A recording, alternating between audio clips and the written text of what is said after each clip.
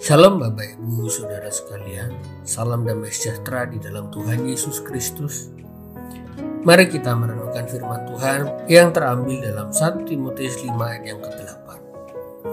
Tetapi jika ada seorang yang tidak memeliharakan sanak saudaranya, apalagi seisi rumahnya, orang itu murtad dan lebih buruk dari orang yang tidak beriman.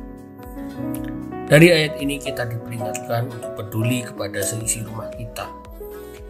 Dalam teks aslinya, ayat ini tidak ditujukan kepada orang yang satu keluarga atau satu darah, tetapi juga kepada orang-orang yang tinggal satu rumah dengan kita walaupun tidak sedarah atau bukan saudara.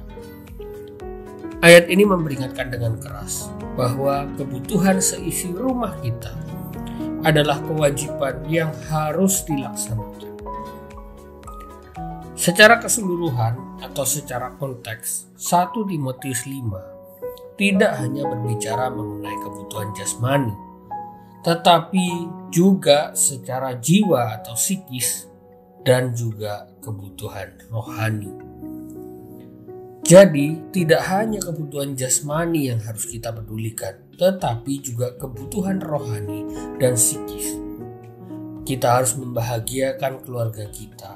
Kita harus membawa keluarga kita kepada Kristus dan memenuhi kebutuhan jasmani. Ketika saya melihat di sosial media, mohon maaf berbicara, ada wanita tunasusila yang sedang mencari uang dengan cara tidak halal saja semangat untuk memenuhi kebutuhan keluarganya. Apalagi kita, orang yang baik-baik. Bukankah kita seharusnya lebih semangat dari wanita tunasusila tersebut? Mari kita penuhi kebutuhan keluarga kita, tidak hanya secara jasmani, tetapi kita juga harus membahagiakan, saling melayani, saling mengampuni, saling mengasihi. Ajarkan dan teladankan nilai-nilai firman Tuhan. Lalu bagaimana jika salah satu orang keluarga kita tidak memenuhi tanggung jawabnya? Dalam 1 Timotius 5 ayat yang ke-8 tadi mengatakan bahwa dia telah murtad atau bisa dibilang telah menyangkal imannya. Mungkin kita lihat dia masih berdoa, mungkin dia masih bisa mengajarkan agama, masih bisa berbicara soal Alkitab. Bahkan mungkin dia seorang pendeta. Tetapi di hadapan Allah, dia bukan siapa-siapa karena telah menyangkal imannya. Artinya, jika kita tidak peduli dengan keluarga kita, kita adalah orang yang murtad. Bahkan di kalimat berikutnya disebut sebagai orang yang lebih buruk daripada orang yang tidak beriman. Dalam teks aslinya disebut sebagai tidak lebih baik daripada orang kafir. Kalau ada keluarga kita yang demikian, kita tidak perlu buang energi untuk mengkafir-kafirkan dia. Biarkan mereka berurusan dengan Tuhan. Kita wajib mendoakannya agar Tuhan merahmati dia dengan belas kasihan.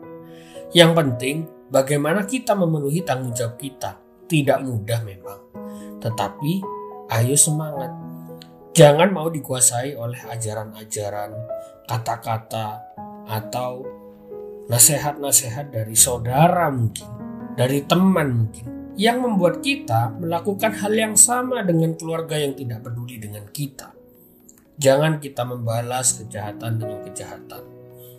Seorang Kristen tidak boleh lebih rendah daripada orang yang tidak percaya dalam hal kebajikan apapun. Family is not a flesh and blood. Family is about love, caring, and sharing. Tuhan Yesus memberkati.